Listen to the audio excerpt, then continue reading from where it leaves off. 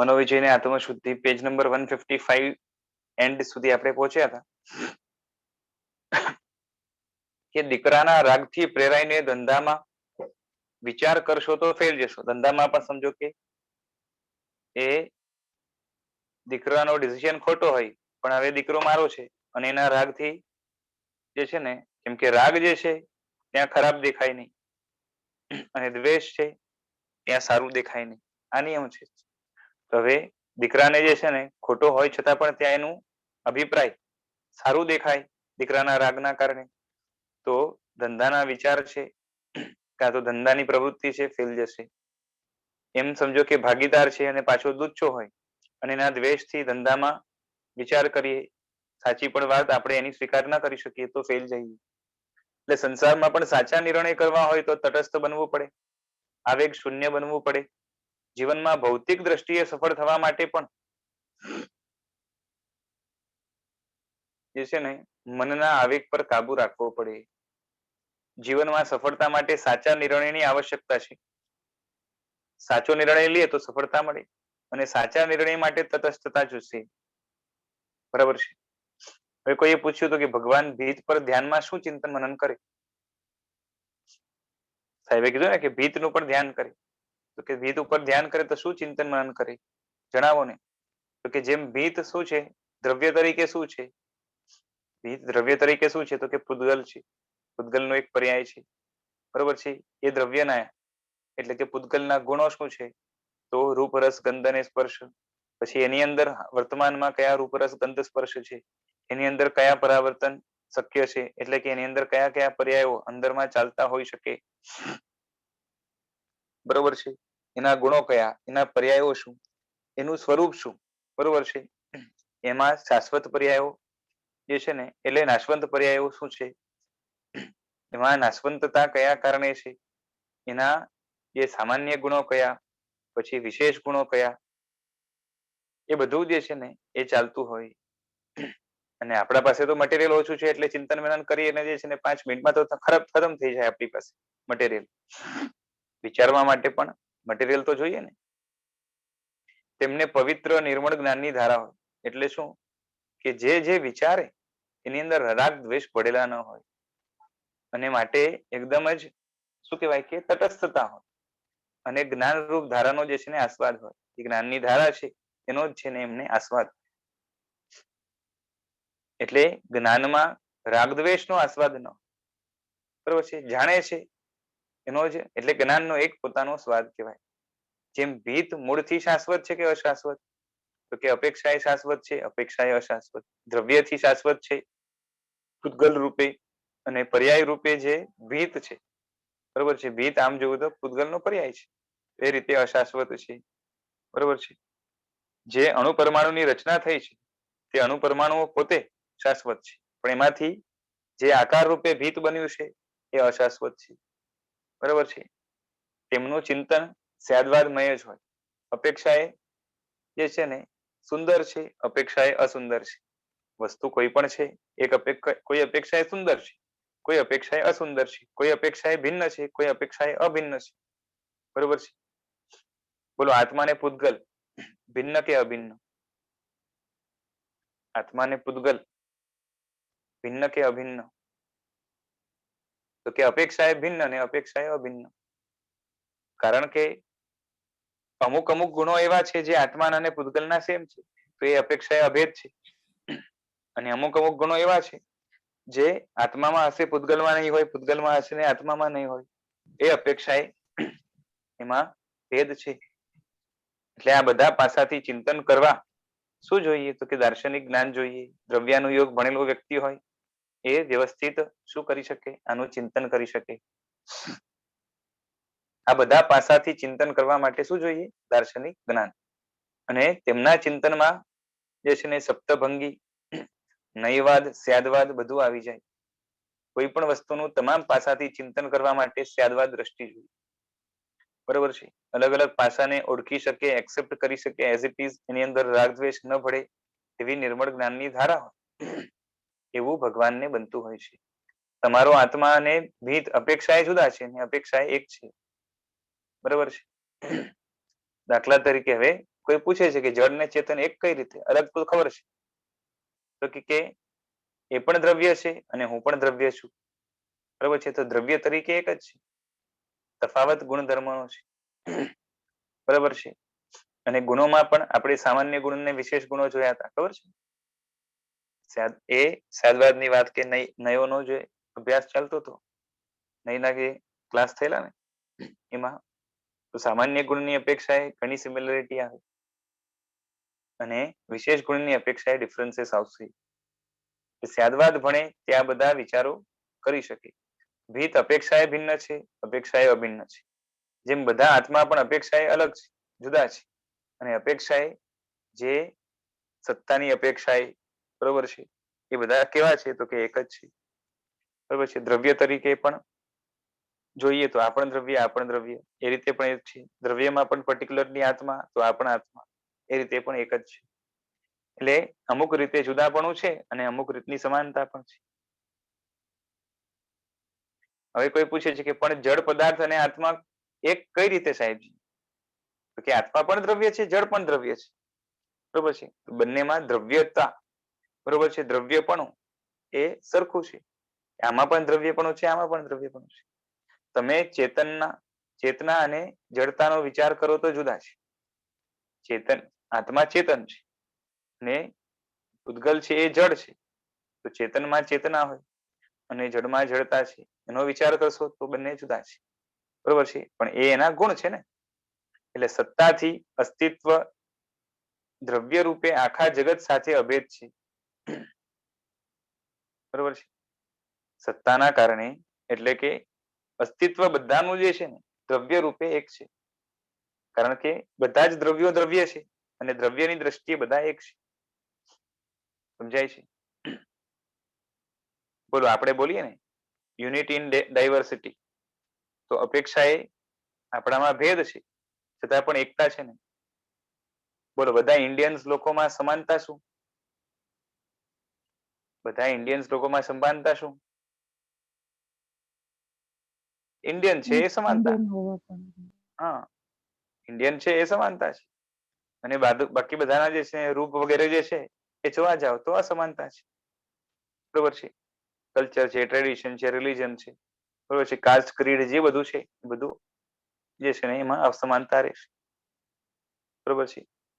એટલે સમાનતા પણ હશે, અસમાનતા પણ હશે. અને શું છે કે હવે આમ જોવા જઈએ તો આખું ઇન્ડિયામાં અલગ અલગ લોકો છે, બધા લોકોને એક કેવા એવું કેવું બને?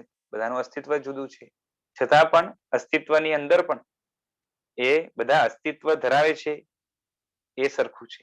બધા પોતે ઇન્ડિવિજ્યુઅલ દ્રવ્ય છે એ સરખું છે. બધા પોતે આત્મા છે એ સરખું છે. બધામાં મનુષ્યત્વ છે કે મનુષ્યપણું છે એ સરખું છે.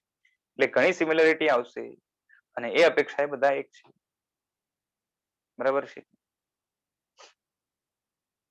એટલે બધે સ્યાદવાદ કે નહીવાદ છે. તીર્થંકરો મહિનાઓ સુધી ચિંતન કરે તો પણ તેમને ખૂટે નહીં. અગાધ જ્ઞાન હોય. લખ્યું છે ને કે ભગવાન મહાવીરે આખી રાત એક પરમાણુ ઉપર ચિંતન કર્યું, બરોબર છે. તમે 2 મિનિટ પણ ન કરી શકો.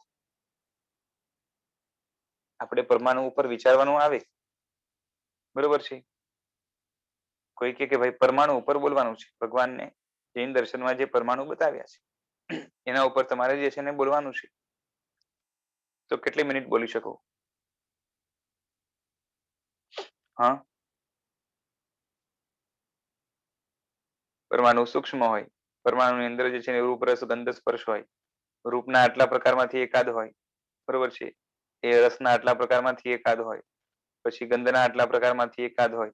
પરમાણુ જે છે ને એના જ સમૂહ થી જે છે ને એ સ્કંદ બને છે વગેરે જે છે ને આ બધી વસ્તુ જેટલી આપણે ખબર છે એનું ચિંતન કરીએ તો 2-5 મિનિટથી વધારે થાય કે?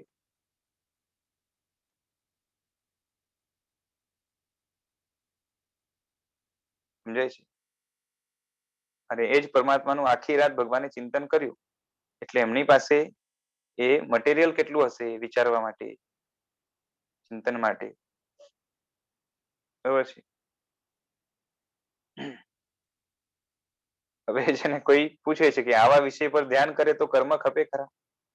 તો કે હા, અનાસક્તિ નિર્લેપતા પૂર્વકનું કોઈ પણ વિષયનું નિર્મળ જ્ઞાન હોય, ટૂંકમાં રાગદ્વેષ જેમાં ન ભળે, મિથ્યાત્વ જેમાં ન ભળે એવું જે જ્ઞાન છે એ બધું જ કર્મ ખપાવવાનું સાધન છે. જ્યારે તમારું જ્ઞાન વિકારી છે એટલે આપણને કહે છે કે આપણા જ્ઞાનમાં શું છે, રાગદ્વેષ ભળેલા છે, માટે કર્મ બંધાય છે. ભગવાને પરમાણુ પર ચિંતન કર્યું, તેમાં કેટલાય કર્મ ખપી ગયા. અત્યારે ઘણાને ભ્રમ છે કે આત્માનું જ ધ્યાન કરીએ તો કર્મ ખપે, નહીતર ન ખપે. અત્યારે તમે પ્રતિમા પરમાત્માનું ધ્યાન કેમ કરો છો? કારણ કે આપણું મન અશુભ ભાવોથી છવાયેલું છે.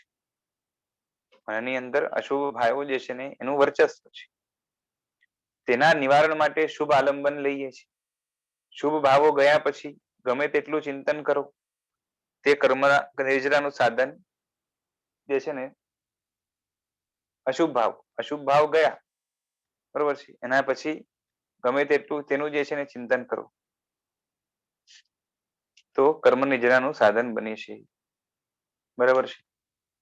ભગવાને કદી દેરાસર જઈને પ્રતિમાનું ધ્યાન નથી કર્યું અને ક્યાંય શાસ્ત્રમાં આવું વર્ણન પણ આવતું નથી, કારણ કે તેમને શુભ આલંબનની જરૂર નથી, બરોબર છે. આપણને જરૂર છે, કારણ કે અશુભ થી આપણે છવાયેલા છીએ, બરોબર ને. અશુભના આવેગોથી આપણે ઘેરાયેલા છીએ. શપક શ્રેણીમાં પણ આત્માનું ધ્યાન કરે તો જ કેવળ જ્ઞાન થાય તેવું નથી. ઉલટાનું તે વખતે અનેક વિષયોનું ધ્યાન હોઈ શકે છે, બરોબર છે. શ્રી જીનભદ્ર ગણીજી શ્રમાશ્રમણે ધ્યાન શતક નામના ગ્રંથમાં લખ્યું કે શુક્લ ધ્યાનમાં અરૂપીનું ધ્યાન કરવું હોય તેણે રૂપી પર પહેલા એકાગ્ર થવું પડે. રૂપીનું ધ્યાન કરવું હોય તેને રૂપી ઉપર પહેલા એકાગ્ર થવું પડે. રૂપી એટલે શું? તો આખા જગતમાં રૂપી શું છે? પૂતગલ જ છે, બરોબર છે. તેનો ક્રમ શું? પહેલા શુભ આલંબન લે અને અશુભ આલંબન મૂકે. સ્થૂળ આલંબન પર ધ્યાન કરે, તેમાં સ્થિર થાય. પછી સૂક્ષ્મ આલંબન પર ધ્યાન કરે, તેમાં સ્થિર થાય. પછી અરૂપીનું ધ્યાન કરે. ક્રમ શું બતાવ્યું? પેલા શુભ નું આલંબન અને અશુભ નો મૂકી દે. એટલે હમણાં સુધી અશુભ આલંબન હોતા એ મૂકે એટલે શુભ નું આલંબન લે, બરાબર છે. અને એમાં પણ પેલા સ્થૂલ આલંબન હોય જેમ પ્રતિમા વગેરે છે, એમાં સ્થિર થાય. પછી સૂક્ષ્મ આલંબન લે, બરોબર છે. મનની અંદર રહેલી આકૃતિ કે અથવા તો મનના અમુક જાતના વિચારો વગેરે ઉપર જે છે ને કોન્સન્ટ્રેટ, એમાં સ્થિરતા આવે અને એના પછી જે છે ને અરૂપીનું ધ્યાન કરી શકે. ત્યાર સુધી બધા ધ્યાન કેવા છે? કે રૂપી છે, બરાબર છે. હવે કોઈ કે છે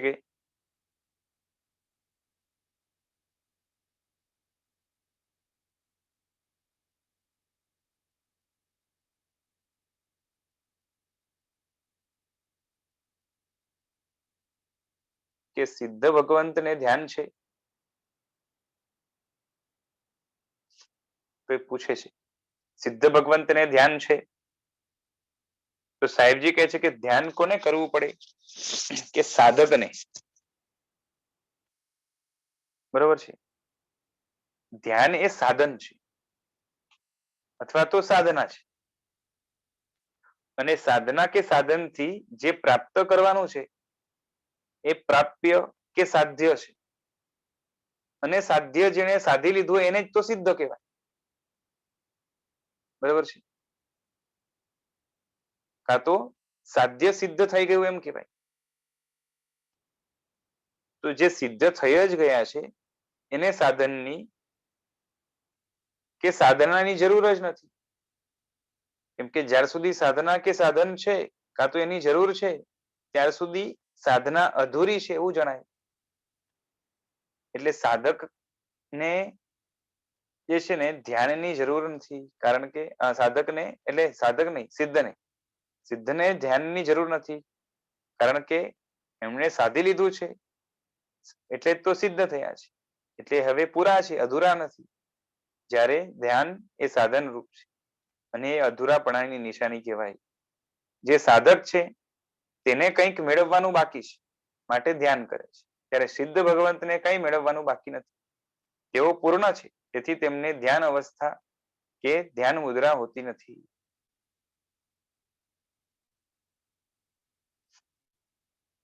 હવે કોઈ જે છે ને પૂછે છે કે ભગવાન સાધના કાળમાં છઠ્ઠા સાતમા ગુણ સ્થાનકમાં હોય તો ત્યારે ભગવાનને ધ્યાન હોય છે, તો કઈ રીતે? તો સાહેબજી કહે છે કે સવિકલ્પ દશા આવવાથી જીવ નીચે ઉતરે અને નિર્વિકલ્પ દશામાં જાય તે ઊંચી ભૂમિકામાં જાય. બરોબર છે. સવિકલ્પ દશા છે એ છઠ્ઠા ગુણ સ્થાનક છે. નિર્વિકલ્પ દશા છે એ ઉપર સાતમા ગુણ સ્થાનક છે. બરોબર છે. એટલે છઠ્ઠે સવિકલ્પ દશાનું ધ્યાન છે, જ્યારે સાતમે નિર્વિકલ્પ દશાનું ધ્યાન છે. બરોબર છે. વિકલ્પથી શું લેવાના? તો કે રાગદ્વેષ. એ મંદ પણ રાગદ્વેષ એ છઠ્ઠા ગુણ સ્થાનકમાં છે. બરોબર છે. એમાં હજી નીચે આવો તો થોડાક ઓછા મંદ એવા હોય રાગદ્વેષ. હજી નીચે આવો તો રાગદ્વેષ એના કરતા વધારે ઓછા મંદ હોય એટલે પ્રબળ હોય. બરોબર છે. એમ છઠ્ઠે ગુણ સ્થાનકે સાવ નીચે આવો તો રાગદ્વેષ છે એમાં જે છે ને અપ્રશસ્ત પણ રાગદ્વેષ ઘણા હોય. છઠ્ઠા ગુણ સ્થાનકે ઘણી જે છે ને ઘણા સ્ટેજીસ આવશે, ઘણી તરતમતા આવશે. તો ભગવાન છઠ્ઠા ગુણ સ્થાનકે પણ સાવ નીચે નથી આવી છે. એટલે આમ મંદ એવા પ્રશસ્ત રાગદ્વેષના વિકલ્પો હોય. બરોબર છે. અને સાતમે છે એવા કોઈ વિકલ્પ, કોઈ ઈચ્છા કશું નથી. બરોબર છે. અને આમ છઠ્ઠાના ઉપરમાં પણ સાતમા જેવું જ છે, બહુ ફરક નથી. એટલે મંદ એવા જે છે ને કસાય ક્યારેક, અને એમાં થોડુંક ક્યારેક વધારે નીચે આવવાનું આવે ત્યારે એમનું જે છે ને એ રાગાદી દેખાઈ આવે એવું બને. એનું દ્રષ્ટાંત આપે છે સાહેબજી કે પાર્શ્વ પ્રભુની સ્તુતિમાં આવે છે ને કે કમઠે ધરણેન્દ્રે ચ સ્વચિદમ કર્મ કરું હતી પ્રભુ તુલ્ય મનોવૃત્તિ પાર્શ્વનાથ શ્રી અસ્તુ. એટલે ભગવાન ની આ નિર્વિકલ્પ દશાનું સૂચન છે કે કમઠ અને ધર્ણેન્દ્ર છે એક ઉપકાર કરે છે, એક અપકાર કરે છે. એટલે કે એક સહાય કરે છે અને એક હેરાન કરે છે. બરોબર છે. એ બંને પોતપોતાને ઉચિત કાર્ય પોતાની જ્ઞાન ધારામાં જેવું લાગે છે એવું કરે છે. એકની જ્ઞાન ધારા સુધરેલી છે, એકની બગડેલી છે. આમ છતાં પણ પ્રભુની જે છે ને મનોવૃત્તિ કેવી છે? એ તુલ્ય છે. બરોબર છે. અને એવા તુલ્ય મનોવૃત્તિ વાળા પાર્શ્વનાથ ભગવાન એ તમારું શ્રેય કરો. બરોબર છે. એટલે ભગવાનની મેન તો એ જે દશા છે એમાં સારા કે ખરાબ એની જે છે ને સારાની પાસે કોઈ અનુમોદના પણ ત્યાં નથી. બરાબર છે. કારણ કે ગુણાનુરાગ પણ હવે નથી. નિર્વિકલ્પ દશામાં એ ગુણાનુરાગ પણ હોતો નથી. બરોબર છે. દોષનો દ્વેષ કે ખટકો હોતો નથી. પાછું જે છે ને એમને એ સંસાર ને મોક્ષ એમાં બરોબર છે વસ્તુ તરીકે જુદા છે ખબર છે, પણ સંસારનું અપાકર્ષણ કે કંટાળો એ પણ નથી. બરોબર છે. એટલે આમ જોવા જઈએ તો નિર્વેદ છે. બરોબર છે. નિર્વેદ એટલે કંટાળા વાળો નિર્વેદ જેને કહેવાય ને આપણે કે ખરાબ કે હીન એવા ભાવ નથી સંસાર ઉપર, અને મોક્ષ ઉપર જે છે ને આકર્ષણ પણ નથી. બરોબર છે. એટલે ભગવાનની એવી દશા છે. આ સાતમા ગુણ સ્થાનક કહેવાય. બરોબર છે. તેમાં ભગવાનની આ નિર્વિકલ્પ દશા છે. અને એના પછી ભગવાન વીર ભગવાનની જે છે ને જે એક એ સંગમ જ્યારે જાય છે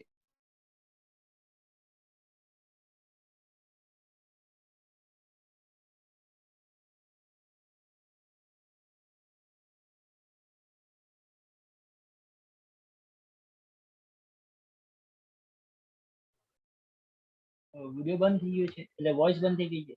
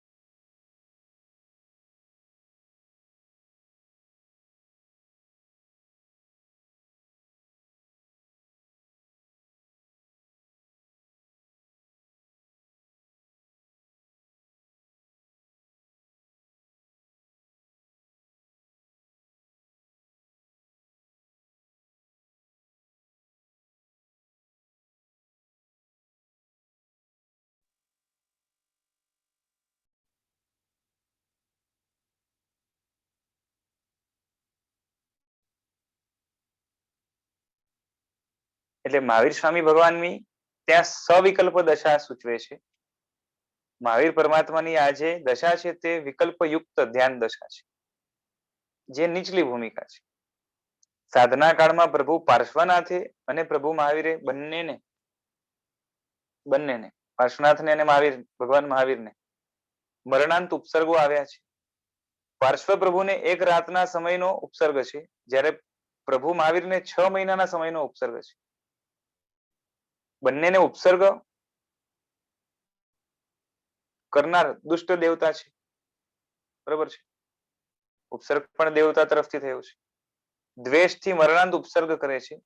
એક રાતમાં કમંઠે પણ કેવા ઉપસર્ગ કર્યા છે, કષ્ટ આપવામાં કંઈ બાકી રાખ્યું નથી. હાથી વિકુર્વ્યા છે, દાંતો માર્યા છે, છતાં પાર્શ્વ પ્રભુની શું દશા છે? તે વખતે ધર્મેન્દ્ર આવીને ઉપસર્ગ નિવારણ માટે અદ્ભુત ભક્તિ કરે છે. એક જીવે ઉપસર્ગ કરીને પાપ કર્મ બાંધ્યા, જ્યારે બીજાએ ભક્તિ કરીને ધર્મ કર્યું, બરોબર છે. તો અંદરમાં ધર્મ કરનારને આપણે અનુમોદના કરવાની હોય છે ને. ધર્મ કરનારની અનુમોદના હોય કે નહીં આપણા માટે? પણ હા, ભગવાને એવું કર્યું નથી, કારણ કે ત્યાં ભગવાનની નિર્વિકલ્પ દશા છે. અને પાપ બાંધનાર ઉપર જે છે ને દયાનો કે કરુણાનો ભાવ આવવો જોઈએ એવું પણ નથી, કારણ કે ભગવાન ત્યારે નિર્વિકલ્પ દશામાં છે. છતાં પ્રભુનું બંને પ્રત્યે મન કેવું છે કે તુલ્ય છે. પ્રભુ તુલ્ય મનોવૃત્તિ, એકે ઘોર ઉપસર્ગ દ્વારા ઘોર પાપ બાંધ્યા અને એકે માન ધર્મ કર્યું, છતાં પણ ક્યાંય કમઠ પ્રત્યે અરુચિ કે દ્વેષનો ભાવ નથી, બરોબર છે. કાં તો એનું જે છે ને સંસાર વધી ગયો, કાં તો એટલે એવા કરુણાના ભાવ પણ નથી કે પાપ બાંધ્યા માટે, બરોબર છે. અને ધર્મેન્દ્રની આરાધના ભક્તિ જોઈને એવો ભાવ પણ નથી થયો કે કેવી ઉત્તમ ભક્તિ કરી, આરાધના કરી, સંતૃપ્ત નિર્મળ કર્યું, આવું પણ નથી. આ ધર્મ પ્રવૃત્તિ જોઈને પ્રભુ રાજી પણ થયા નથી.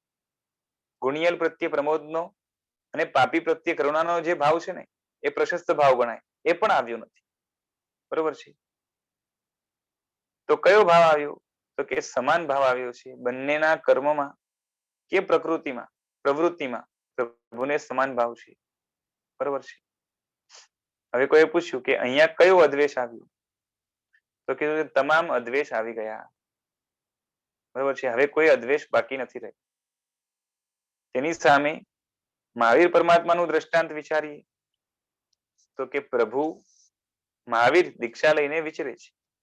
તે વખતે સંગમ ઉત્સર્ગ કરે છે, 6 મહિના સુધી ભયંકર પીડા સંતાપ આપે છે, નિર્દોષ આહાર પાણી પણ નથી મેળવવા દેતો. કેટલા ઉપસર્ગ કર્યા છતાં પ્રભુ ડગ્યા નથી. ઇન્દ્ર મહારાજે પ્રભુની જે સત્વનું વર્ણન કર્યું હતું તેના કરતા તેમનામાં સવાયું છે. ભયંકર કદર્થના કરી છે, ચલિત થવાય એવું ઘણું કર્યું છે, છતાં પણ તેઓ ડગ્યા નથી. આ જોઈને સંગમ છેલ્લે હારીને ક્ષમા માંગવા આવ્યો છે. પ્રભુને ખ્યાલ છે કે તેનું હૃદય પરિવર્તન થયું નથી, હૃદયપૂર્વક તેને ક્ષમા માંગી નથી. હવે તે જ્યારે દેવલોકમાં પાછો જાય છે ત્યારે પ્રભુને થાય છે કે ઘોર સંસારમાંથી અનેક જીવોને અમે તારનારા કહેવાઈએ, જ્યારે આ જીવ મારું જ આલંબન લઈને ઘોર સંસારમાં ડૂબશે.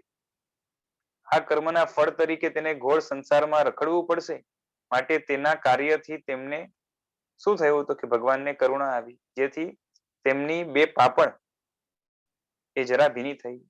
અરે આ બિચારાનું જે છે ને જીવનું શું થશે એવું બધું નથી થયું. એટલે બહુ અત્યંત નહીં, થોડુંક જે છે ને એ ભાવ છે. એટલે આ બિચારાનું શું થશે? આ શ્રેષ્ઠ કોટીની ભાવદયા જે છે ને એની કરુણા ભગવાનને આવી. હવે અહીંયા ક્ષમતા ન ટકી, કારણ કે એ કરુણા છે, એક જાતની ચિંતા, એક જાતનો એ શું કહેવાય કે કશાયનો આવેગ જ ભલે પ્રશસ્ત પણ છે, એટલે પુણ્યબંધનું કારણ બને.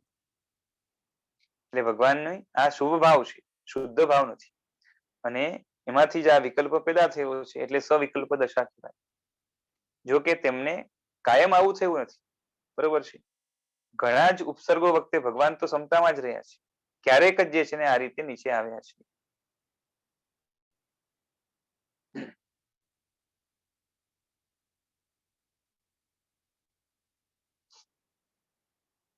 હવે આગળ શું વાત હતી કે પ્રભુ ધ્યાન કરે છે તેમાં લગભગ નિર્લેપતાથી સૂક્ષ્મ ચિંતન હોય છે. રાગ દ્વેષ હોતા નથી, પ્રશસ્ત પણ નહીં. જેમ પરમાત્માના ધ્યાનમાં પરમાણુ એક છે, એક હોવા છતાં પણ તેમાં અનેકતા કઈ રીતે? બરોબર છે, તો કે એકની અંદર પણ અનેક સ્વભાવો છે. બરોબર છે.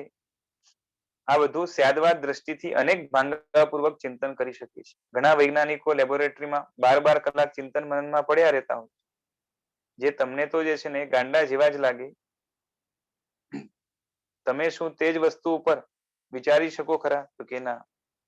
તો કે પણ સાહેબજી, ભગવાનનું ધ્યાન ઊંડા ઊંડા ક્ષયોક્ષમ વાળું હોય, તે બધું શાસ્ત્રમાં આપેલું હોય. તો કે તેમણે કરેલું જે ધ્યાન છે તે શાસ્ત્ર વિરુદ્ધ ન હોય, સત્યને અનુરૂપ ચિંતન હોય. શાસ્ત્રમાં બધું જ આપ્યું હોય એવું જરૂરી નથી. ઘણી વાર જે છે હિન્ટ રૂપે આપ્યું હોય અને થોડુંક ચિંતન વ્યવસ્થિત કરો તો એમાંથી ઘણું ખુલે. એટલે શાસ્ત્રથી વિરુદ્ધ ન હોય અને દ્રવ્યાનુયોગ એવો વિષય છે કે તેના માટે કહો તો અમે એક એક જે છે ને લીટી પર 6 મહિના ઉપદેશ આપી શકીએ. બરોબર છે. જૈનેતરમાં જેને દર્શનનો અભ્યાસ કર્યો હોય તે પણ બોલી શકે. ખાલી જૈનની વાત નથી. એ જૈનેતર પણ હોય, પણ જેને જે છે ને પોતાના દર્શનનો અભ્યાસ કર્યો, વ્યવસ્થિત ફિલોસોફી ભણ્યો હોય અને એવી બુદ્ધિ પ્રતિમા હોય, તો એ જે છે ને એક એક લીટી ઉપર એ ઘણા સમય સુધી જે છે ને ઉપદેશ આપી શકે, સમજાવી શકે, ઇલોબરેશન કરી શકે. સાહેબજી કહે છે કે હું જે પંડિત પાસે ભણેલો, તેઓ તે વખતે 77 વર્ષના હતા. હું ત્યારે 16 વર્ષનો હતો. ત્યારે તેઓ દર્શન શાસ્ત્રની એક લીટી પર 6 મહિના બોલી શકતા. બરાબર છે. અભ્યાસ હોય અને ચિંતન ચાલુ કરો તો બોધ મળવાનું જ છે. શાસ્ત્રમાં પણ આપેલું છે કે કેટલા લાંબા વખત સુધી ગુરુ શિષ્યોના વાદ ચાલ્યા. બરોબર છે. એક બાબત ઉપર જે છે ને ચાલે ચાલે ચાલે મહિનાઓ સુધી ચાલે. બરોબર છે. ધર્માચાર્યોના પણ વાદ ચાલ્યા. રાજસભામાં સામસામે વિરુદ્ધ પેનલો બેઠી હોય, તેમાં પણ એક જ વિષયની ચર્ચા રૂપે 6 મહિનાના વાદ ચાલ્યા છે. બરાબર છે. જેમ પેલા રોહગુપ્ત વગેરેનું થયું છે ને એમના ગુરુ સાથે, એવું તો ઘણી વાર. એટલે આ વાત ઊંડાણથી દર્શન શાસ્ત્ર ભણેલા જ સમજી શકે. ભગવાને જે ચિંતન કર્યું, બરાબર છે, તે બધું શાસ્ત્રમાં છે. બરોબર છે. પછી એ વિસ્તાર ક્યાંક મળે, ક્યાંક જે છે ને એ કોડેડ ફોર્મમાં. તમે દ્રવ્યાનુયોગ ભણો તો ખબર પડે. બરાબર છે. હવે કોઈ પૂછે છે કે અસ્તિત્વનો અને નાસ્તિત્વનો વિચાર કઈ રીતે કરે? તો કે જેમ કે એક ઘડિયાળ માટે અસ્તિત્વનો અને નાસ્તિત્વનો વિચાર કરે, તેમાં તેમને કલાકોના કલાકો નીકળી જાય. એક ઘડિયાળ છે સમજો, એના માટે અસ્તિત્વનો વિચાર કરવો છે અને નાસ્તિત્વનો વિચાર કરવો છે. આપણા માટે તો જે છે ને 2 સેકન્ડમાં ખતમ. પણ એના ઉપર ભગવાન વિચાર કરે તો અસ્તિત્વ અને નાસ્તિત્વનો જે છે ને કલાકોના કલાકો ચાલે. એક જ વિષય, પાછો એક જ વસ્તુ સંબંધી એક જ વિષય. ઘડિયાળનું કયા સ્વરૂપે અસ્તિત્વ છે, કયા સ્વરૂપે નાસ્તિત્વ છે, બરોબર છે. એટલે અને તેના કયા ગુણધર્મ અસ્તિત્વના છે, કયા ગુણધર્મ નાસ્તિત્વના છે, બધું વિસ્તારથી વિચારે. બરોબર છે. અસ્તિત્વ એટલે હોવાપણું, નાસ્તિત્વ એટલે નહીં હોવાપણું.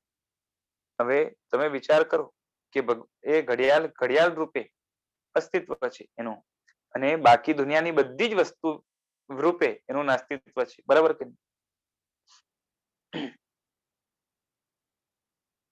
પછી સાથે સાથે એના જે ગુણો લો, તે ગુણો રૂપે જે છે એનું અસ્તિત્વ છે, અને પરના ગુણ રૂપે એનું નાસ્તિત્વ છે. સમજાય છે? પછી જે છે ને એમાં પણ જે અમુક ગુણો છે એનું એ સાપેક્ષ અસ્તિત્વ છે, નિરપેક્ષ નાસ્તિત્વ છે, એવું ઘણું આવે. એટલે અત્યારે તમારે લોકોને જ્ઞાનમાં ઊંડા ઉતરવું જે છે ને ગમતું જ નથી. બુદ્ધું રહેવું જ ગમે છે. બસ વિકારોમાં જ જે છે ને સવડતા રહેવું હોય છે. પુણ્યથી જે કાંઈ પણ થોડા ભોગો મળ્યા છે તેમાં જ રચ્યા પચ્યા રહેવું છે. પણ આ બધો આભાસિક આનંદ છે, ખોટો આનંદ છે, કાલ્પનિક છે, અથવા તો જે છે ને ખાલી લાગે છે એટલી જ વાત છે. કદી પણ જ્ઞાનનો સાચો આનંદ માણ્યો છે ખરા? જ્યારે આત્માનો શ્રેષ્ઠ સ્વભાવ શું છે? તો કે જ્ઞાન છે. જ્ઞાનના કારણે જડ અને ચેતન જુદા પડે છે. જ્ઞાન જ જે છે ને આત્માની મોનોપોલી છે. મોક્ષમાં નિર્મળ આનંદ જે છે એ જ્ઞાનનો છે. એટલે એ આત્મા માટે જ્ઞાનનું કેટલું ઇમ્પોર્ટન્સ છે. અને ઊંડું જ્ઞાન જેનાથી જે છે ને શું કહેવાય કે એ સંસારના અથવા તો આત્માના સાચા રહસ્યો જણાય. બરોબર છે. અને એમાંથી જે આનંદ મળે એ આખો જુદો હોય. અને એ પણ નિર્મળ જો આનંદ હોય, રાગ દ્વેષ જેમાં ભળેલા ન હોય, તેની વાત જ કંઈક અલગ હોય. કોઈ પૂછે છે કે એકલા જ્ઞાનનો જ કેમ? બરોબર છે. તો અનંત આનંદ જે છે ને કઈ રીતે? બરોબર છે. તો કે જ્ઞાનનો એકલાનો આનંદ હોય એવું જરૂરી નથી, પણ એકલા જ્ઞાનનો પણ આનંદ ઘણો બધો છે. બરોબર છે. એટલે સાહેબજી કહે છે કે અત્યારે જ્ઞાનનો વિષય ચાલે છે, માટે જ્ઞાન અજ્ઞાન પર બોલીએ છીએ. વળી સિદ્ધ પરમાત્માનું નિર્મળ જ્ઞાન પણ અનંતું છે. પોતે જ્ઞાન પણ પાછું અનંતું છે, કારણ કે જ્ઞાનની અંદર જ જે છે ને એ અનંત ગમ પર્યાય દેખાય છે. એટલે જ્ઞાનની અપેક્ષાએ પણ અનંત આનંદ ઘટી શકે. બાકી તો અનંત ગુણો છે પાછા, અને દરેક ગુણનો પોતાનો આનંદ છે. આત્માની અંદર આનંદ તો અનેક રીતે અનંતો છે. બરોબર છે. અનંત આનંદ કેમ? કારણ કે જેટલા ગુણો છે તે બધા મૂળથી તો આત્માને આનંદની અનુભૂતિ કરાવનારા છે. માટે અંદર અનંત ગુણોનો આનંદ જે છે ને છે. ઉપરાંત અનુભૂતિ માત્ર જ્ઞાન સ્વરૂપ જ છે. કેમ કે અનુભૂતિ જણાય છે, અને જણાવવું એનું જ નામ જ્ઞાન છે. એટલે અનુભૂતિ જેટલી પણ છે એ બધી જ જે છે ને એ જણાશે. એટલે તે અપેક્ષાએ બધા જ ગુણોની અનુભૂતિ પણ જે છે ને એ જ્ઞાનની અંદર સમાય છે. માટે અલ્ટિમેટલી જ્ઞાનનો આનંદ છે એમ કહેવામાં વાંધો નથી. પૂજ્ય દેવચંદ્રજી મહારાજાએ, ઉપાધ્યાય દેવચંદ્રજી મહારાજાએ શ્રી સુપાર્શ્વનાથજીના સ્તવનમાં ગાયું છે કે આપ પ્રભુ કેવા છો. પહેલી કડીમાં તેમણે પ્રભુના અનંત ગુણો બતાવ્યા છે, અને ગુણ અનંતનો કંદ, બરોબર છે, એ રીતે કીધું. પછી આગળ કહે છે ભગવાન કેવા છે, તો કે અનંત ગુણનો કંદ છે. એમ અનંત ગુણોને છે ને ગુણનો ધણી, અને એમ અનંત ગુણનો ધણી ગુણ ગુણનો આનંદ હોજીનજી. ભોગ રમણ આસ્વાદ યુત પ્રભુ તું પરમાનંદ હોજીનજી. કે આત્મામાં જેટલા ગુણો છે તે બધાનો આનંદ છે. તેથી ગુણના આનંદનો જે છે ને શું કહેવાય કે ગુણાકાર છે. માટે તું પ્રભુ પરમાનંદ સ્વરૂપ છે, પરમ આનંદ સ્વરૂપ છે. જ્યારે આપણા આત્મામાં થોડું જ્ઞાન છે, થોડું સત્વ છે, થોડી નિર્ભયતા પણ છે. હવે જેટલી નિર્ભયતા તેટલું સુખ, બાકી ભયનું દુઃખ. અહીં નિર્ભયતાનું જે સુખ મળ્યું તે એક પ્રકારનો આનંદ છે. જેમ તેમ જેટલી સ્વતંત્રતા છે તેટલું સુખ છે, જેટલી પરાધીનતા છે તેટલું દુઃખ છે. જ્યારે મોક્ષમાં પૂર્ણ સ્વતંત્રતા છે, પૂર્ણ નિર્ભયતા છે. જેમ તમારા જીવનમાં થોડો સંતોષ થાય તો થોડી શાંતિ થાય, જેટલો અસંતોષ એટલું દુઃખ. જ્યારે મોક્ષમાં પૂર્ણ સંતોષ છે, માટે પૂર્ણ શાંતિ અને સુખ છે. સિદ્ધના જેટલા ગુણો સમજો એટલો ખ્યાલ આવે કે ત્યાં કેટલો આનંદ છે એ અવસ્થામાં. માટે ત્યાં અનંત આનંદ છે. બરાબર છે. કારણ કે એ ઇક્વેશન જ એવું છે કે ગુણ ઇઝ ઇક્વલ ટુ આનંદ, અને દોષ ઇઝ ઇક્વલ ટુ દુઃખ. બરાબર છે. ધારો કે પેલા તમારો ઉગ્ર સ્વભાવ હતો, તેના કરતા અત્યારે ઉગ્રતાનો આવેગ સમજો કે ઓછો છે. માટે આત્મામાં થોડી ક્ષમા આવી કહેવાય. હવે તેના કારણે તમને કેટલી શાંતિનો અનુભવ થાય છે. બરાબર છે. પછી ત્યાં લક્ષ્ય ન હોય એ વાત જુદી, બાકી શાંતિનો અનુભવ તો ચાલુ જ છે. જ્યારે થોડી પણ ક્ષમા નહોતી ત્યારે આત્માને કેટલો ત્રાસ. તેના પરથી ગણતરી માંડો કે એટલી ક્ષમાથી આટલો આનંદ અને સુખ છે, તો પછી પૂર્ણ ક્ષમાનો જે છે ને આનંદ અને સુખ કેટલા. બરાબર છે. એટલે ગુણ ઇઝ ઇક્વલ ટુ આનંદ, અને દોષ જેટલા દોષ ઇઝ ઇક્વલ ટુ દુઃખ.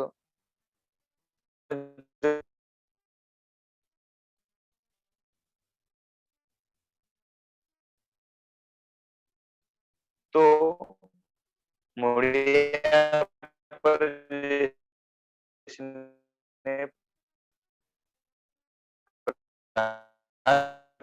થઈ ગયો કે જેટલું ગુણ એટલું સુખ, કારણ કે ગુણ પોતે સુખરૂપ છે. બરોબર છે. અને જણાય છે એ જ્ઞાન છે. બધા દોષોનું મૂળ કારણ કોણ છે? તો કે રાગ પરનો રાગ, રાગ પરનો પક્ષપાત, રાગ પર જે છે અંધાપો. અને તેનો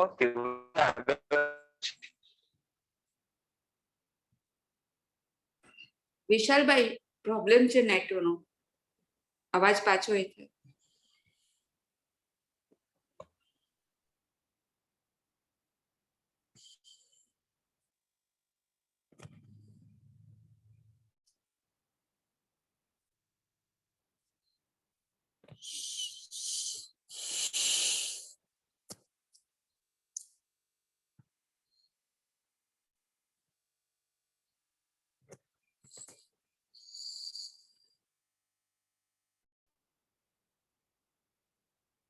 એટલે જ્યારે જીવ રાગની જે વાસ્તવિક પીડા છે એનાથી એને અકળામણ અનુભવ થશે, ત્યારે તેને જે તીવ્ર આગ્રહ હતો એ તૂટી જશે. હવે રાગ પર પક્ષપાત, રાગનો રાગ નહીં, અને દોષમાં દુઃખનો અનુભવ થશે, કારણ કે રાગ પોતે દોષ રૂપ છે. જેને રાગમાં થોડે અંશે પણ દુઃખની અનુભૂતિ થઈ, તેને દોષમાં દુઃખની અનુભૂતિ થવાથી આત્મશુદ્ધિ આવી ગણાય, કારણ કે જે જેવું છે એને એવું જણાય છે. કદાચ સમ્યક દ્રષ્ટિની ચિત્ત શુદ્ધિ એટલે મનની શુદ્ધિ ભલે ઓછી હોય, બરોબર છે, અને અભવ્યની મનની શુદ્ધિ, મન પરનો કાબુ, બરોબર છે, કશાયોનો આવેગ ઓછો હોય, આ બધું ભલે હોય, છતાં પણ બે માંથી ઊંચો કોણ? તો કે સમ્યક દ્રષ્ટિ, બરોબર છે. હવે કોઈ કહે છે કે અમે તો બીજાના ગુણમાં આનંદ પામીએ છીએ, અનુમોદના કરીએ છીએ, કેમ કે કરણ કરાવણ અનુમોદન સરખા ફળ નિવજાવે, બીજા ગુણો કેળવે એટલે અમને મજા આવે છે અને એની અમે અનુમોદના પણ કરીએ છીએ, બરોબર છે. અને બીજા ગુણ પામે છે એનો અમને આનંદ છે. તો સાહેબજી કહી શકે કે બીજાના ગુણોમાં આનંદ ક્યાંથી પમાય? ગુણ જોઈને ખુશ થાય, બરોબર છે, પણ એકચ્યુઅલી એ ખુશી કે ગુણનો પોતાનો આસ્વાદ તો એ વ્યક્તિ જ માની છે, બરોબર છે. એ ગુણની અનુભૂતિ જે છે ને, બીજાના ગુણની આપણને અનુભૂતિ શક્ય નથી. હા, એ ગુણ એને જોઈને પ્રેરણા થકી આપણામાં ખીલે તો એ ગુણનો આસ્વાદ આવે. જીવ પોતાના ગુણનો જ અનુભવ કરી શકે છે, માટે પોતાના ગુણમાં જ આનંદની અનુભૂતિ થાય. જ્યાં સુધી ગુણોમાં સુખનો અનુભવ નથી, તેને ગુણોની સાચી અનુમોદના પણ ક્યાંથી હોય? દાખલા તરીકે જેને સ્ટ્રોંગ ચામાં ટેસ્ટ આવે છે, બરાબર છે, બોલો, સ્ટ્રોંગ ચા હોય, કડવી હોય કે મીઠી હોય?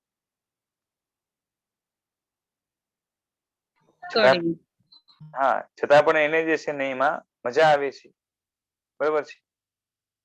તે કદાચ નુકસાનના કારણે એ છોડે, પરંતુ તે વખતે એ પોતાની ઈચ્છાને માત્ર દબાવે છે, મૂળમાંથી કાઢી નથી.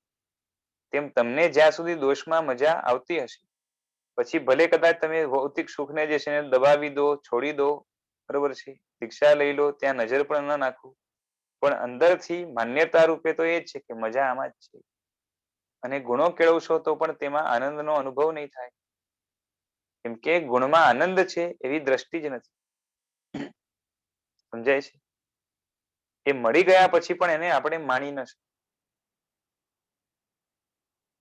ભવ્યએ આજ સુધી ક્ષમા અનંતવાર કેળવી, છતાં પણ ક્ષમાની જે મજા છે ને એ માણી ન શકે. ક્ષમાના કારણે જે બેનિફિટ્સ થવાના હોય, ભૌતિક ટેમ્પરરી શાંતિ વગેરે એ બધું થાય, પણ ક્ષમાનો જે ઓરિજિનલ આસ્વાદ એને જે માનવો છે ત્યાંની દ્રષ્ટિ જ નથી. જેમ છે ને આપણે કહીએ કે રોટલી છે ને એ વણતા વણતા આવડી જાય, બરોબર છે, એક વારમાં તો ગોળ ના થાય ને, વણતા વણતા આવડી જાય, બરાબર છે. નાની છોકરીને રોટલી વણતા શીખાડે તો શું કરે કે એને પેલી ગોયણી આપે, ગોલ ગોલ બનાવીને આપી દે થેપલી, અને પછી વણવાનું કે જોઈ જોઈને વણે. પેલી વાત તો જે છે ને ઘણી વાર એકદમ વધારે દબાવી દે, શેપ બગડી જાય, આમ તેમ થાય, પણ એમ કરતા કરતા ધીરે ધીરે આવડી જાય, બરાબર ને? સમજાય છે? અને જયારે એની રોટલી ગોળ થઈ જશે ત્યારે ખુશ થશે કે જો મારી રોટલી થઈ. પણ જે વ્યક્તિએ ક્યારેય પણ રોટલી ગોળ હોય એવું જોયું જ નથી, જેને ખબર જ નથી કે આને રોટલી કહેવાય, કાં તો રોટલી એવો શબ્દ સાંભળ્યો હોય પણ ક્યારેય રોટલી જોઈ હોય ને રોટલી ગોળ હોય એને ખબર નથી, એને વળતા વળતા ક્યારેક રોટલી ગોળ થઈ જાય વળતા વળતા, બરોબર છે, તો ત્યાં જઈને એ પોતે અટકી જશે કે હજી વણીને એની વાટ લગાવી દેશે? વણીને વાટ લગાવી દેશે. કેમ? એને એનો ખબર જ નથી ને ઓરિજિનલ શું છે. હા, એટલે એ શું થાય રીતે છે? આનંદ શું છે શું બસ, હા, કે ક્ષમા પ્રાપ્ત કરી પણ એમાંથી ત્યાં અટકશે નહીં. એ જે છે ને અટકશે નહીં ઇન ધ સેન્સ કે આમાંથી આસ્વાદ લેવો છે, બરોબર છે. જેમ છે ને આપણે પણ ઘણી જગ્યાએ શું છે કે ફરવા ગયા હોય અને જ્યાં જ્યાં ફરવા ગયા હોય ત્યાં કોઈને કોઈ જે છે ને બજારમાં કે ક્યાંક કોઈક ફેમસ વસ્તુ હોય એને લોકો દૂર દૂરથી ખાવા માટે આવતા હોય પણ આપણને ખબર ન હોય તો એ દુકાન પાસેથી આપણે પસાર થયા, બરોબર છે, દુકાન પાસેથી પસાર થયા ત્યાં આપણે અટકીએ કે આગળ ચાલતા થઈએ, ખબર ન હોય તો, બરોબર છે, કદાચ ચાલતા થઈએ. અચ્છા, કદાચ આપણે ત્યાં અટકી ગયા પણ આપણને ખબર નથી કે આ અહીંયાનો સૌથી ફેમસ ફલાણા ફલાણા જે છે ને એ ફૂડ આઈટમ વાળો છે, બરોબર છે, તો એ વસ્તુનો અહોભાવ ન હોવાના કારણે એ વસ્તુને આપણે જે રિસ્પેક્ટ થી જોવું જોઈએ એ રિસ્પેક્ટ નહીં આવે, બરાબર કે? સમજાય છે? હા. અને ત્યાં તો શું છે કે ખાવા પછી તરત અનુભૂતિ થાય છે કારણ કે ભૌતિક વસ્તુનો આપણે એટલે પછી ઇમ્પોર્ટન્સ લાગશે, પણ હવે એને પણ પાછું કેવું છે કે એ એરિયામાં એના કરતા સારો નથી એવું કદાચ એને ન ખબર હોય પણ એટલું લાગે કે ભાઈ આપણે જિંદગીમાં આવું સારું ક્યાંય ખાધું નથી, બરાબર છે.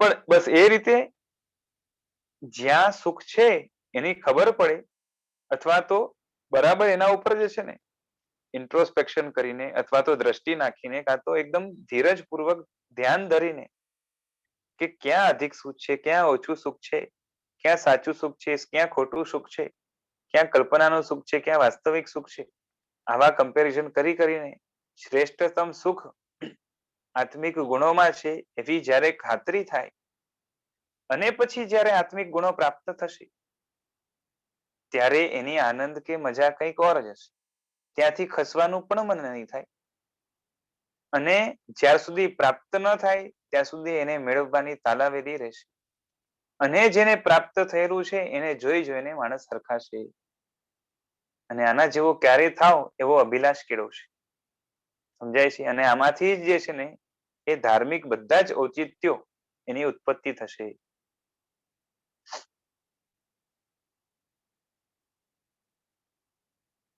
કોઈ સાહેબ દ્રષ્ટાંત આપે છે કે કોઈ માણસ છે ને દૂધ પાક પીવા બેઠો છે અને તે જ વખતે તેને કોઈ કહે કે તેમાં ઝેર નાખ્યું છે, બરોબર છે, તે પીધા વગર ઉભો થઈ જશે, બરોબર છે, તો દૂધપાક કેમ છોડ્યો?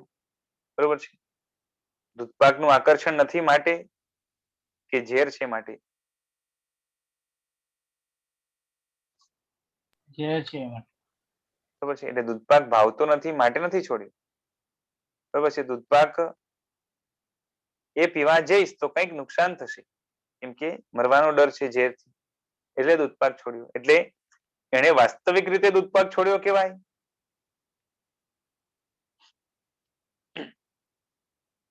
ના, અંદર તો છે જ.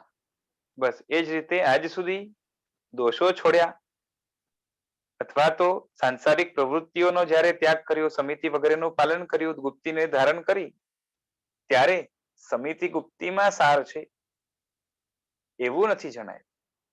સમુક્તિ ગુપ્તી એ જો પાલન કરશું તો એનાથી જીવનની અંદર મોજ શોખ કે કાં તો ભૌતિક સુખો એ શાંતિથી આવેગ વગર, બરાબર છે, એ સારી રીતે માણી શકશું એવા જે છે ને આશયો હોય છે અને માટે વ્યક્તિ એ બહુ જ ઉભરાયેલા કશાયો ન કરે અને કશાયોને શાંત કરી દે, વિતરાગ જેવો કે સમતાવાન જેવો બની જાય એટલા માત્રથી એની સાચી ક્ષમતા કે વિતરાગતા ન ગણાય, અને એ પણ પાછી ટકશે નહીં, ચાલી જ જશે. એટલે અત્યારે તમે રાગદ્વેષ કેમ છોડો છો? કર્મના ડરથી કે ભાઈ પાપ લાગશે, કે આ તો દુર્ગતિના ભયથી કે જે છે ને આપણે આગળ દુઃખો આવશે, પાપના ભયથી કે આગળ જઈને એ કર્મના કારણે જે છે ને એ પ્રતિકૂળતાઓ મળશે, અને એ જોઈ જોઈને આપણે ડરીએ છીએ. બરોબર છે. તેમ તમે પ્રસંગે તપશ્ચર્યાના નિમિત્તથી ખાવા પીવાનું સુખ છોડ્યું, તે કેમ છોડ્યું? શું ભૌતિક સુખ નથી ગમતું માટે? ના, ગમે છે ઘણું, પણ ત્યાગ કરવાથી થોડું પુણ્ય મળે છે, થોડા પાપ તૂટે છે, આવું બધું જ છે ને. બરોબર છે. પાપ તૂટે એ સારું વસ્તુ છે, પુણ્ય મળે એ પણ સારી વસ્તુ છે, પણ એનું પણ મૂલ્યાંકન વ્યવસ્થિત ન હોય તો ગડબડ થશે. બરોબર છે. પાપ કેમ નથી જોતું? દુર્ગતિ કે દુઃખના ભયથી, કે પાપના જે ભાવો છે એ સ્વયં આત્માનું દુઃખ છે માટે. દુર્ગતિના ભયથી. તો પછી ગડબડ થઈ ગઈ ને. કેમ કે પ્રતિકૂળતાનો દ્વેષ અને અનુકૂળતાનો રાગ એ તો આખા સંસારનો શું કહેવાય, બાપ છે. બરાબર નહીં? અનુકૂળતાનો રાગ અને પ્રતિકૂળતાનો દ્વેષ, એમાંથી તો જે છે ને એ આખી પાપની દુનિયા ઊભી થાય છે, એટલે એ ન ચાલે.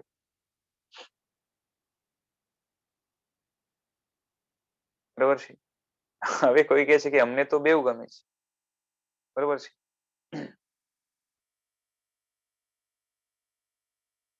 પાપે ગમે છે ને પુણ્ય ગમે છે. બરોબર છે.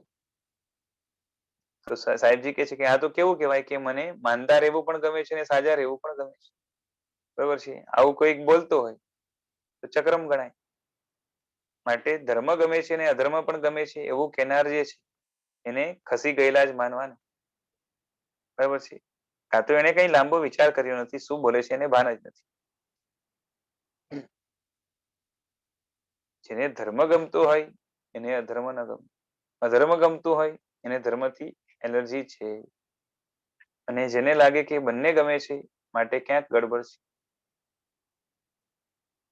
સમજાય છે?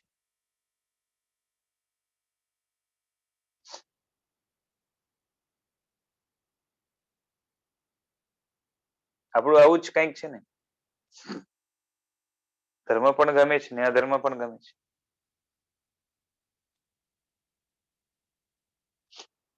હા,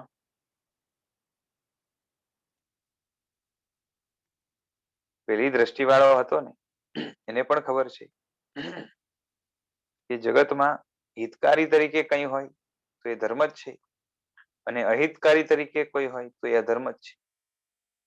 એને બરાબર ખબર છે આપણી શું દશા છે. બરોબર છે. એ ચેતીને રહી શકે નહીં. બરોબર છે. કસાયો થઈ જાય, અને પાછી માન્યતાની અંદર છે એ દ્રઢતા નથી. એ બધી વસ્તુના કારણે જે છે ને એનું આચરણ કંઈક જુદું દેખાય એવું બને. પણ એ ધર્મથી સુખ જ હોય અને અધર્મથી દુઃખ જ હોય. પાછી સુખ હોય તો એ ધર્મના કારણે જ, અને દુઃખ હોય તો એ અધર્મના કારણે જ. બરાબર કે?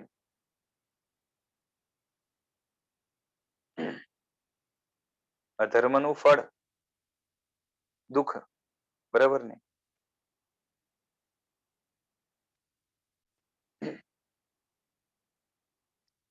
દુઃખ પાપથી આવે ને,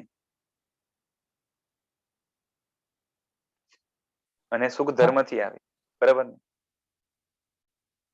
દુઃખ પાપથી આવે અને સુખ ધર્મથી આવે કે પુણ્યથી આવે. સુખ ધર્મથી આવે કે પુણ્યથી આવે?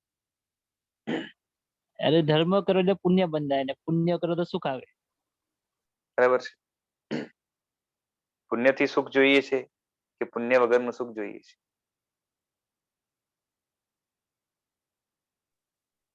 પુણ્યથી મળતું સુખ જોઈએ છે કે પુણ્ય વગરનું સુખ જોઈએ છે? પુણ્ય વગરનો. પુણ્ય વગરનું. બરાબર નહીં? ખરેખર એવું જ છે. હમણાં બધું પુણ્ય છીનવાઈ જાય તો આપણી હાલત શું થાય? હમ. ધર્મ સામગ્રી ચલો રાખીએ, પણ સંસારનું જે પુણ્ય છે એ છીનવાઈ જાય તો આપણી હાલત ખરાબ થઈ જાય. હમ. એટલે આપણી એટલા અંશે નબળાઈ ગણાય ને. હમ. એટલે ધીરે ધીરે એ છોડવાનું ચાલુ કરીએ, એની આદતમાંથી મુક્ત થઈએ, એ વિચારણા અથવા તો મંથન કરીને એના રાગથી જેમ જેમ છૂટું થવાય એટલું સારું છે. કારણ કે પુણ્યથી મળતું સુખ ટેમ્પરરી છે, અને જ્યાં સુધી પુણ્ય છે ત્યાં સુધી જ છે, અને એ પણ પૂર્ણ સુખ નથી. અને પાછું એ આભાસિક સુખ છે, કાં તો એ દુઃખોપચાર છે. ખરેખર દુઃખ જ નથી, એ દુઃખનો જ જે છે ને એ એક પર્યાય છે. એ સુખ વાસ્તવિક તો છે જ નહીં. બરોબર છે? એટલે શાસ્ત્રમાં પણ શું કીધું કે એ દુઃખમ પાપાત સુખમ ધર્માત. દુઃખ આવે તો પાપના કારણે જ આવે, સુખ આવે તો ધર્મના કારણે જ આવે, સુખ આવે તો પુણ્યના કારણે એમ નથી લખતું. સમજાય છે? ધર્મનું વાસ્તવિક ફળ જે છે ને આત્માનું સુખ છે. અને ધર્મ પુણ્ય ઉપર જઈને અટકી જાય તો સમજી લેવાનું કે ધર્મ કરતા નથી આવડતું. શું કહું છું? એટલે ધર્મથી જે સુખ કીધું એ આત્મિક સુખ કીધું. હા, એટલે અહીંયા જ જે કહું છું. આપણે જે શ્લોક કીધું. હા હા, કેમ કે કેવું છે કે સુખ છે એ આત્માનો પોતાનો ગુણ છે. બરોબર છે? અને આત્માનો પોતાનો ગુણ પ્રાપ્ત કરે. બરોબર છે? હવે મને એક વાત કહો કે કયું એવું પુણ્ય છે જે તમને જે છે ને આત્માનો પોતાનો ગુણ આપી શકે?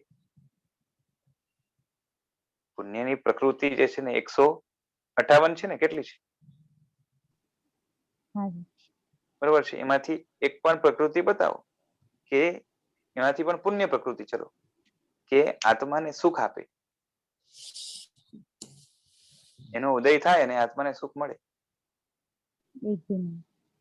એક પણ નહીં. એટલે પુણ્ય આત્માને સુખ ના આપી શકે, અને સુખ આત્માની પોતાનો જ ગુણ છે. એટલે પૂતગલ તમને કઈ રીતે આપે? તમારું પોતાનું જ છે.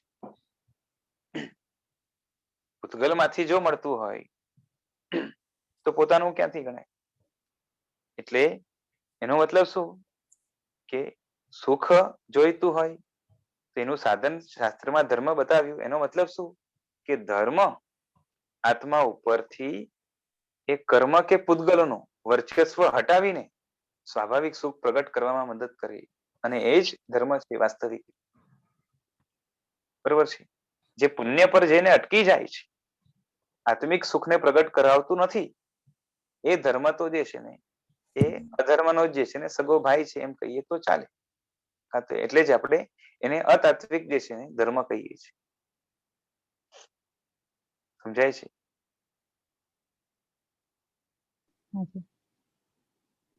એટલે અધ્યાત્મની સામગ્રી આપે, અધ્યાત્મની સામગ્રી આપે એવા ધર્મને આપણે બિરદાવીએ છીએ. અને એ અધ્યાત્મની સામગ્રી ત્યારે અધ્યાત્મની કહેવાય જ્યારે એ અધ્યાત્મમાં કામ લાગે, એને આપણે કામે લગાડીએ.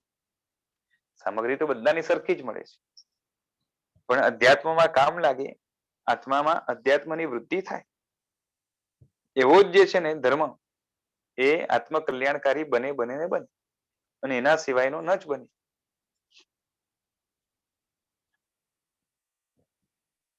એટલે દુઃખનું મૂળ પાપ છે અને સુખનું મૂળ શું છે? પુણ્ય નહીં.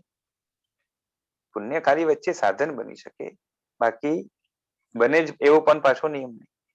પણ સુખનું મૂળ શું છે? તો કે ધર્મ. બરોબર છે? એટલે આત્મગુણોને પ્રગટ કરનારી ક્રિયા કે ભાવ એ સ્વયં ધર્મ છે. હવે કોઈ પૂછે છે કે ઈચ્છાથી બાધા લે છે તેમાં શું? કોઈ લોકો જે છે ને પોતાની ઈચ્છાથી બાધા લે છે કે મને આવી બાધા આપો. તો સાહેબજી કહે છે કે ઈચ્છાથી બાધા લે છે પણ ઉપરથી છોડે છે કે અંદરથી છોડે છે? તમારા સંસારના પ્રસંગે તમે 2-5 લાખનો ખર્ચો કરો, બરોબર છે, હોશે હોશે નાચતા કૂદતા ખર્ચો, લગ્નમાં ખૂબ હોશેથી ખર્ચો, તે વખતે લાગે શું? હું ખાલી થયો.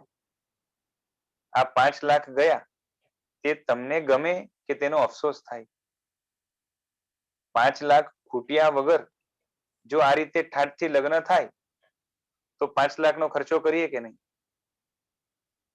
આપણે પૈસો ભરવો ન પડતો હોય અને ઠાઠથી લગ્ન થઈ શકતા હોય તો ન ખર્ચીએ, કારણ કે અંદરમાં પૈસાની મૂર્છા બેઠી છે, બરોબર છે. એટલે ત્યાં પૈસાનો જે ત્યાગ કરાય છે લગ્નમાં, વેડફાટ કરાય છે કે જે પણ કહો, બરોબર છે, એને આપણે ત્યાગ કે ધર્મ કહીએ છીએ કે નથી કહેતા? બરોબર છે. કેમ કે અંદરમાં મૂર્છા પડી છે અને એટલે જ પૈસા વગર થઈ શકે એમ હોત તો એક પણ પૈસો ખર્ચત નહીં, બરોબર છે. છોડ્યું ઈચ્છાથી છોડે, બરોબર છે, તો એને ત્યાગ કેવું કે ન કેવું એના ઉપર પણ વિચાર કરવો પડે. અંદરથી જ નથી ગમ્યું, બરોબર છે, માટે છોડ્યું છે તો કહેવાય કે ત્યાગ કર્યું. બસ મનથી બાધા લે પણ આવી. ઘણા લોકો શું છે કે મનથી બાધા લે પણ જે છે ને કે ભાઈ જે છે ને આપણે એ શું કહેવાય કે કંદમૂળો નથી ખાવું, બ્રેડ પાઉં વગેરે નથી ખાવા, આ બધી બાધા લે પણ આ બધું જ જે છે ને એ આત્મા માટે નુકસાનકારી છે એવું ન સમજ્યો હોય કે ન જાણતો હોય કે એના ઉપર એવી શ્રદ્ધા વિશ્વાસ વગેરે ન હોય તો પછી જે છે ને એટલે એના ઉપર અંદરથી એક અકળામણ, દ્વેષ અથવા તો હીનતાનો ભાવ, તુચ્છપણાનો ભાવ આ બધું હોય અને છોડે, કાં તો એમાં અસારતા લાગી જાય અને છોડે તો આપણે કહીએ. બાકી જે છે ને એ મહિના માટે છોડ્યું હોય કે જીવન માટે છોડ્યું હોય પણ એ અસાર લાગે એવું ન બને તો એ ત્યાગ વાસ્તવિક છે જ નહીં. એટલે છૂટ્યું છે બહારથી, અંદરથી નહીં, એટલે ફરીથી પાછું વળગશે, બરોબર છે. એ છોડે છે ઈચ્છાથી, બરોબર છે, પણ છોડેલ વસ્તુની જે ઈચ્છા છે એટલે કે આકર્ષણ છે એ ખરાબ ન લાગે ત્યાં સુધી એ કામનું નથી, બરોબર છે. આ પૂરું થયું. હવે આના પછીનું જે વ્યાખ્યાન છે 12મા નંબરનું આપણે નેક્સ્ટ ટાઈમ લઈશું. આજે રાખીએ. જીનાજ્ઞા વિરુદ્ધ કંઈ બોલાયું હોય તો મિચ્છામિ દુક્કડમ. પ્રણામ અને પૂજ્ય શ્રી આચાર્ય ભગવંત શ્રીમદ વિજય યુગભૂષણ સુરીશ્વરજી મહારાજ સાહેબના ચરણોમાં કોટી કોટી વંદન.